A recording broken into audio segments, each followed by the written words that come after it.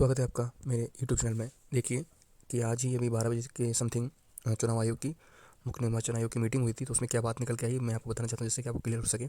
इस देश के लिए चुनाव इंपॉर्टेंट तो है ही, लेकिन आप लोग का भविष्य इंपॉर्टेंट है कि नहीं, ये आप खुद ही अपना अनुमान लगा सकते हो। देखिए, कोरोना के कारण नहीं टलेगा चुनाव। यूपी में सभी पार्टियाँ चाहती हैं तय समय पर ही हो चुनाव, इसी ने बताया। आप समझ सकते हो, पार्टियाँ चाहती हैं कि चुनाव तय समय पर हो, लेकिन बच्चे जो चाहते हैं तय समय परीक्षा हो, वो किसी को मतलब नहीं है। अगर मैं गलत हूँ तो आप लोग बता सकते हो, लेकिन ये सत्य है। अगर आप लोग ये चाहो कि हमारा भविष्य बने, भर्ती टाइम पे आए, कोई मतलब नहीं है, इसके लिए कोई मीटिंग नहीं होगी। इतना बच्चा पड़ा हुआ है लखनऊ में, इतना बच्चा मारा जा रहा है, पीटा जा रहा है, उसके लिए कोई मीटिंग नहीं। बस खाली आश्वासन दे दिया जाएगा कि हाँ ये ठीक है, ये है, वो है। लेकिन हाँ, इसके लिए मीटिंग होगी, क्योंकि आप समझ सकते हो चुनाव है। ये चाहे कोरोना आ जाए, कोरोना के पापा आ जाए, ये होके रहेंगे। चलिए, क्या खबर है जान लेते हैं हम लोग, और इस बार क्या बदलाव हुआ है, हमारे चुनाव आयोग ने क्या बदलाव किया, ये भी आपके लिए जानना जरूरी है। चलिए फिर शुरू करते हैं वीडियो को। देश में कोरोना वायरस के नए वेरिएंट ओमिक्रॉन के बढ़ते मामलों के बीच चुनाव को लेकर गुरुवार को चुनाव आयोग की अहम बैठक हुई। ठीक है, अभी कुछ देर पहले हुई है, जिसमें चुनाव आयोग ने जानकारी दी कि उत्तर प्रदेश विधानसभा चुनाव को लेकर सभी दलों ने समय पर चुनाव कराने की मांग की है। ठीक है, दल मांग कर देंगे वो तो मंजूर है ही, लेकिन अगर आप लोग को एक बेरोजगार बच्चा अपने पढ़ाई को लेकर, अपने भविष्य को लेकर मांग करेगा, तो उसके लिए कोई भी कुछ नहीं है।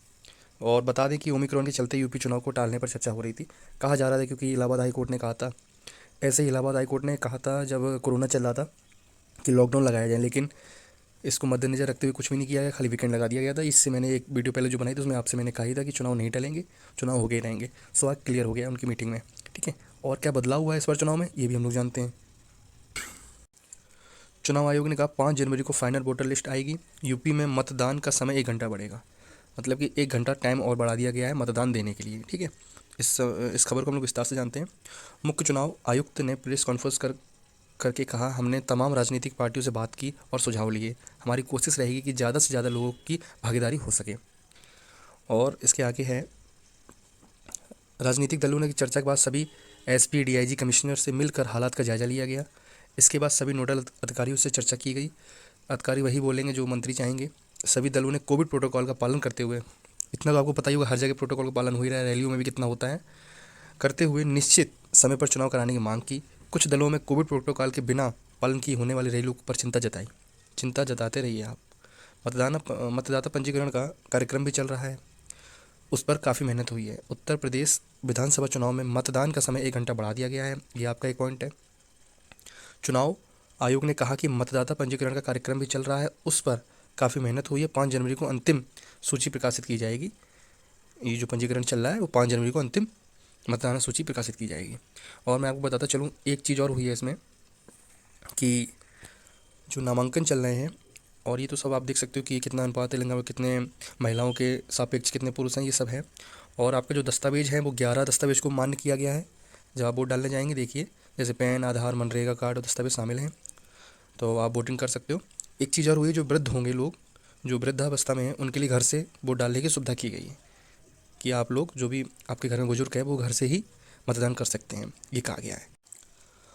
आप लोग ये समझ सकते हो कि युवा कितने, देखिए इनमें 19.89, मतलब 19 लाख, 19.5 लाख से ज़्यादा युवा मतदान देंगे, और जिनकी उम्र 18 से 19 साल है। आप समझ सकते हो, आप जिसको चाहोगे ना, पूरा तख्ता पलट सकते हो, आपके हाथ में है।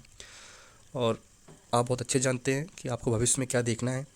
ठीक है, मैं यही कहूँगा। और देखिए, जो आपका लेखपाल का नोटिफिकेशन 30 तारीख तो हो गई, कल 31 है, तो ध्यान एकदम चुनाव पे लगा हुआ है।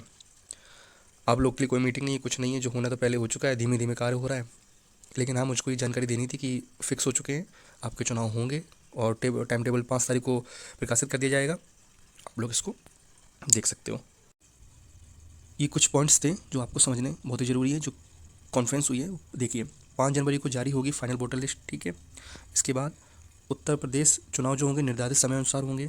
ठीक है, और ये देखिए, पुरुषों की अपेक्षा इस बार 5 लाख अधिक महिलाएं होंगी, तो इस बार कुछ महिला शक्ति है ही आगे। और देखिए, जो दिव्यांग होंगे, दिव्यांग को घर से वोट डालने की सुविधा होगी, और जो वृद्ध होंगे उनके लिए भी घर से वोट डालने की सुविधा होगी।